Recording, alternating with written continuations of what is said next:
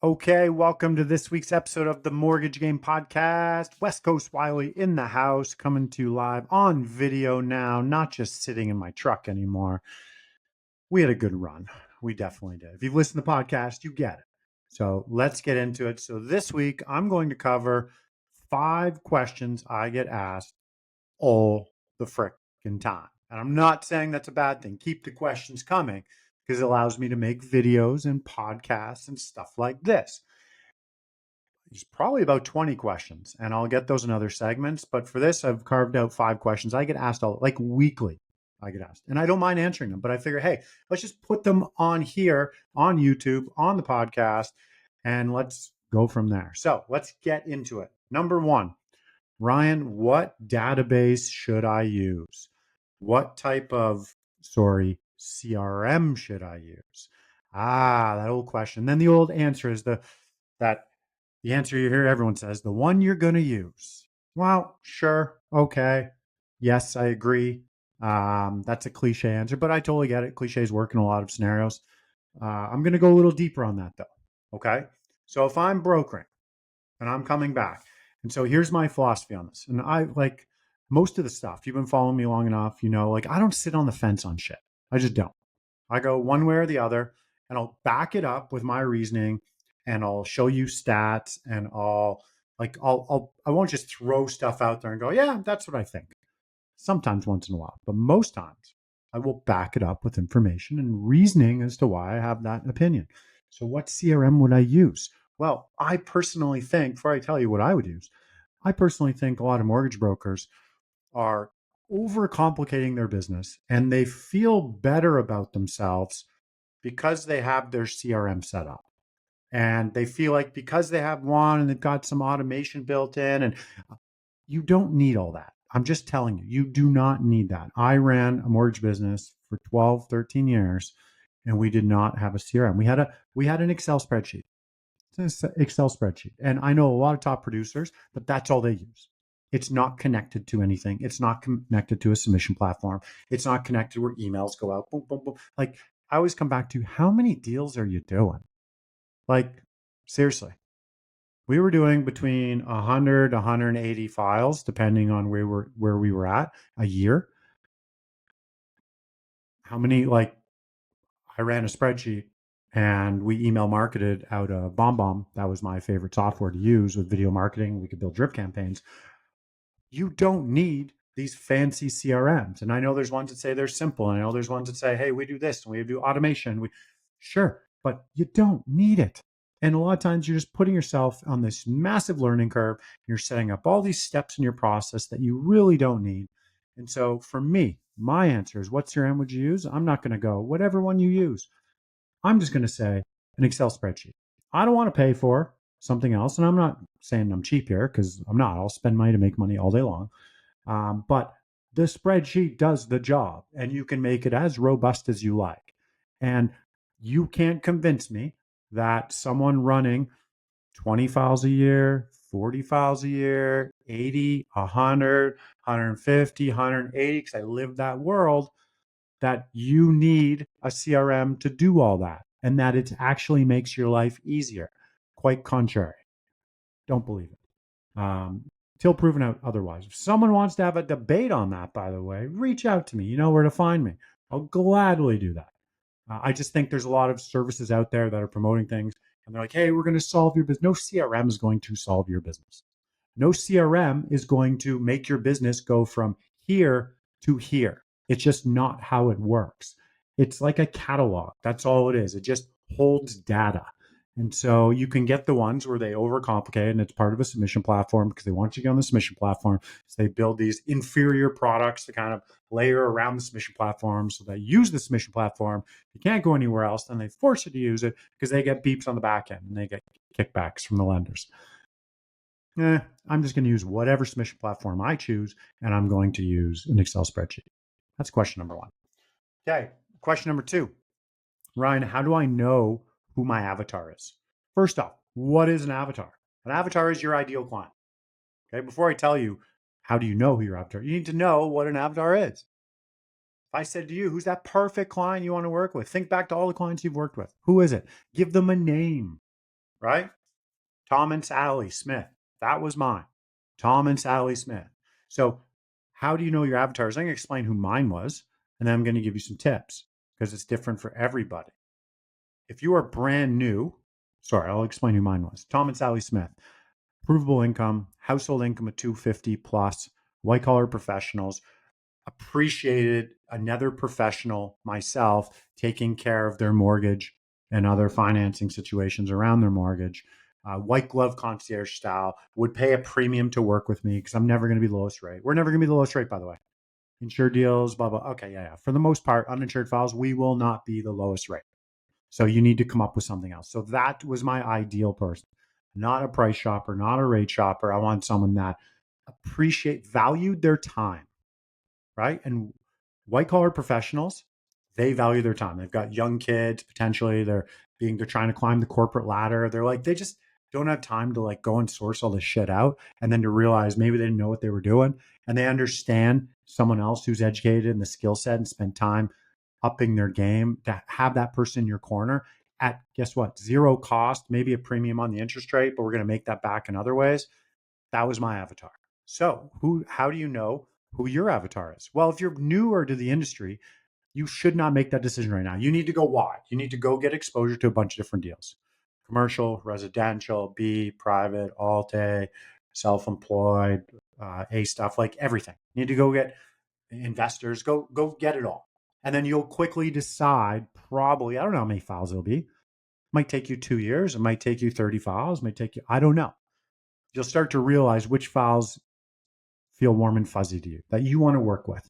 And so this is what I will tell you. If you are still in the business and you have been however long, you've been in the business for a decent amount of time, 5 years, 10 years, 15 years, and you don't have an avatar dialed in, you're doing something wrong.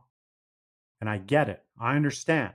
A lot of you, you're trying to take on anything that comes to you right now, especially when times are a little tougher. Applications are a little harder to piece together, a little harder to get people on the phone to actually see if they'll give you an application. So you're just taking everything, you're scrambling. So my mentality on that is, if you're trying to be everything to everyone, you're being nothing. You can't be everything to everyone. It's impossible. It's impossible for you. You might as well be that restaurant. You know, those restaurants where they have 72 dishes on the 9 pages of the menu, and you open it and you're like, oh God, I already know none of this is going to be good. Like, you already know. Versus the place you go and they have like, we have 12 things. They're going to knock out of the park all 12 things. So you need to figure out who that person is, and you reverse engineer where you go find those people. And I get it. If you do Alt-A, private, and you do all these things, like, think about the logic here. For you to know all the guidelines for all those different lenders, to knock that out of the park, all the relationships you have to manage with all those different lenders and BDMs and underwriters. It's a moving target in some of those areas with B lenders and privates, and everything's always changing. The A stuff stays a little more the same. For you to stay on top of all that, that's exhausting. And for you to be phenomenal at it, even if you get a deal done, let's say A client is who you prefer working with, but you get some B deals, and let's say you get it done at a B lender, just because someone gave you an approval doesn't mean that was the right spot for that client.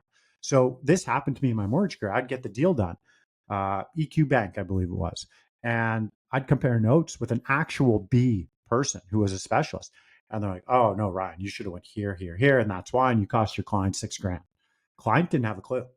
I was like, oh, man, damn. So instead, I referred out that business so I could go focus on my avatar. I referred out, I took 25%. And that's what I'm telling everyone I coach to go do, is do that. And then it allows me to identify my avatar. I only want to work with the same people over and over. If you're dealing with all 3 of those categories, I know there's more categories than that, but I'm putting them in those 3 categories of A, B, and private. You're dealing with 3 different types of personalities. You're dealing with 3 different types of income, documentation, provability, situations, credit scores, all of it. Like, it's this just a bunch of shit coming in, and you're looking through it all, trying to figure your way. Is this the lender? Is that what I want? And it's exhausting, and you're never going to knock it out of the park. You're never going to be amazing at it. If you have an underwriter who knows the answers to all of that stuff, there's an argument to be made that you just bring it in, let them sift through it. You handle a discovery call, let them sift through it, and then they place the deal. Sure. To find those types of people, those Swiss Army knife underwriters, you're going to have to pay them a lot of money. And B, what type of business are you running? Most mortgage brokers are one man or one woman band shows. They only need so many deals. Most people want to earn 200, 300K a year, work 30, 40 hours a week, call her a day. If you're trying to build something bigger and robust and you have opportunities, I get it, totally. But for majority of the industry, pick your avatar and reverse engineer it. So for me, when I said Tom and Sally Smith, and I named it Tom and Sally Smith, where do I find more Tom and Sally Smiths? Well, I need to find people who have access and trust already built up with Tom and Sally Smith. I'm not going to sit there and try to go directly to Tom and Sally Smith. That's a longer play. In today's social media world, I didn't do social media. Biggest mistake in my mortgage career. But if I was brokering now, I would have that plan in place to put that social media out for those avatars. But my quickest way to get that type of avatar business is to find referral partners who already have it. So is that FA? Is that accountants? Is it realtors in certain situations, certain cities, certain neighborhoods? Right? That becomes the equation now. So it's a different puzzle I have to solve. The puzzle I have to solve is, where do I find my avatar? Because once I find it, my life is easy. I'm dealing with 3 lenders. I'm dealing with the same situation. Every client of mine is going on the same client journey. If you have A clients, B clients, private clients, because of how the lenders interact with you and how they price deals and how they want to see the file versus A lenders, will you send everything in and then you already know what they're going to come back with. Your clients are going on 3 different client journeys. That's crazy town. Your staff who might be helping you fulfillment, they're going on 3 different journeys with you. It's so easy if you just dial in one type of avatar.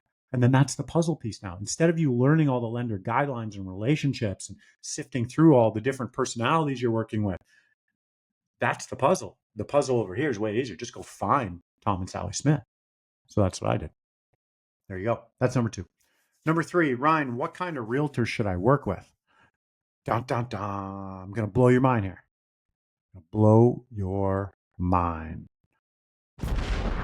Producing ones, not new agents. Yeah, if you're a new agent, if you're a broker, mortgage broker, 2 weeks in, do not go find a new realtor. It's just a waste of time. You only want to work with people who have business. They need to have business. So for us, we needed buyer agents, ideally buyer agents who are doing $150,000 to $500,000 gross revenue. That told me they were serious about their business. They had enough files coming in. They had a database they were working. They had relationships built in the community. I don't want listing agents. Listing agents for me, they just do listings. They're on the next one. Their clients aren't typically buying. They are, but it's harder to get in there. Their main focus is just getting the listing, throwing a sign up onto the next one. Whereas buyer agents, they're continuously working that relationship, and all of their clients need to be pre-approved before they work with them. Whereas listing agents don't have to be pre-approved. If you're in a listing presentation as a realtor, you're not like, okay, you're pitching just to get the job to put a sign up. And you're not going, I need to make sure you're pre-approved. Well, you're selling my home. Yeah, but what are you doing next? You buying a home? Like, I need to. No, that's not part of their pitch. So I don't want to build relationships with those people because I want the ones that need them to be pre-approved. So I need a buyer agent, $150,000, $500,000. That was for me. So where do you find these realtors? How do you find out if they're producing? Well, this is training we're going to be doing pretty soon, an accountability group. But I'll give you some tidbits to it. Go do a Google search. Search up. We did this last week. Search up Regina Realtors, wherever you live. Realtors are going to come up. They're going to have all the reviews there. I would only work with a realtor if they have 10 Google reviews or more. If they don't, that's step 1. If they don't, it tells me they don't have their shit together. They're not serious. They don't have enough business. Any realtor that knows what they're doing and is that avatar realtor I want to work with, they've got reviews. They understand the power of social proof. And then number 2, because I would only prospect realtors through social media, I would also call and text, but I want to align our brands together. And I would be building my brand on social media. And let's just say it's Instagram I'm going to be building it on. If I was a broker, that's where I would go. I want to make sure that realtor that has 10 Google reviews also has a brand on Instagram, and they are highly active with videos. And they're on there all the time, and they get it. Because when I reach out to them and they see that I'm the same, already we have something in line. Our brands can support each other. We're in doing things. We have the same morals about our business. I can be like, you understand content's important. I understand. Like, let's do some things together. So those are the 2 things I do. Okay. The Google reviews, I search and that. And then you get into how do you prospect? I'm not answering that question right here. Okay. I know you want me to. Not going to. Okay. That's number 3. Number 4, how do I know if my brokerage is the right fit? Whoa, loaded question, but I get that all the time. I think a lot of brokers are, I think, starting to see that the brokerage they're at isn't perfect. But then on the flip side, I know there's a lot of brokers that are, because business is down a bit, you start trying to point fingers around and you're pointing them, hey, instead of in the mirror, like this guy or this girl, the reason I'm not doing the shit I need to do, I'm going to start pointing out, like, what am I getting from my brokerage? And so I'm saying you should do that. You should still do that, but I'm not saying it leave. The grass is not always greener on the other side. So, hey, you need to have access to the lenders that you can submit your deals through. If it's Scotia, TD, and a monoline, whoever, you need to have direct access. If you don't have direct access, there's a problem. If you're not allowed to talk to the underwriters, massive problem. It means something's being hidden from you. If you're not allowed to submit your own deals, I get that if you're a newer agent because they want to protect the relationship. But at some point, if you're doing business and you still can't submit your own deals and it's going through someone else, then there's a problem. Okay. Much like if you're not getting access to all the pay that the lender's paying, there's a problem unless you signed an agreement saying you didn't need that, right? With Scotia, as an example, you get finder's fee, you get volume bonus. There's an efficiency bonus that comes out of up to another 10 basis points. That's paid retroactive on all your files. If you're not getting that, you need to inquire. If it's something you signed on knowingly at the beginning, sure, that's your own fault. But if you didn't know about that and it's sort of been hidden under the rug, well, there's a problem there. Okay. Also, I like asking questions. So I'm not going to ask questions with people at my brokerage. I'm going to ask questions of people, mortgage brokers I admire as business models and them as people. I'm going to talk to them about their brokerage. I'm going to go, what are you getting? What's in your split? What do you get access to? What's your $150 fee or $180 fee or $350, $500 fee? What do you get for that? I'm going to go do some work. And so I'm telling you, this is one of the things that will be your highest and best use of your time, is doing some detective work on that level. Because there are a lot of brokers, talk to a lot of brokers. There are a lot of brokers who are in spots where they shouldn't be. Early in my career, not early in my career, mid career, doing 40, 50 million. I'm on an 85-15 split. I didn't know any different. I was like, yeah. I started to talk and they're like, oh God, Ryan, you should be like 90-10 minimum. And I went and checked and there was a grid and I was supposed to be, but they didn't tell me and they were waiting for me to come there. And meanwhile, I lost an extra 40K there in commission. And I was like, this just feels wrong. And I can't even articulate what I'm getting for my money. And it was my own fault though. I recognized it. And then I did something about it and I made a switch. And so if your spidey senses start tingling, your woman's intuition starts kicking in, whatever, whatever. I'm not saying the grass is greener, but you owe it to yourself to do the due diligence as a responsible business owner. So that's a loaded question from here. How do I know my brokerage is a fit? I can tell you how I know it's not a fit. And a lot of it are those things I said. But I also know a lot of brokers who are staying where they're at on an inferior split and not getting the value they need because their relationship they have with the broker owner. And they're putting a lot of weight in that. And I'm not saying you shouldn't, but I'm saying that relationship is costing you, and the broker owner knows it. They know it. They know you could go across the street and get a better deal and more value for your money. But they're leveraging the taking you out for golf and the fancy stuff and the tickets to this and checking in. They're going, hey, that's costing you an extra 20K a year. So they'll gladly do it. Okay. Just from my perspective, I get to see all angles. So it's pretty cool perspective. Okay. That's number 4. And number 5, last question for this video. Ryan, how do I get more deals from my database? There's not a magic pill. There's not for this. There's like a marketing business plan here. This is a plan you have to put into place and then execute and be extremely, extremely diligent on. But I'm going to give you some things you need to do. So the first thing I always ask people is, okay, and this is in no specific order. Where's your list? It's over here. Okay. What software do you use to market to your database? Okay. Is that the best software to market? We used BombBomb at the time. We used the VIP Club once a month and BombBomb once a week. Because BombBomb, I don't want an inferior CRM I have because it's attached to my summation platform or it's over here.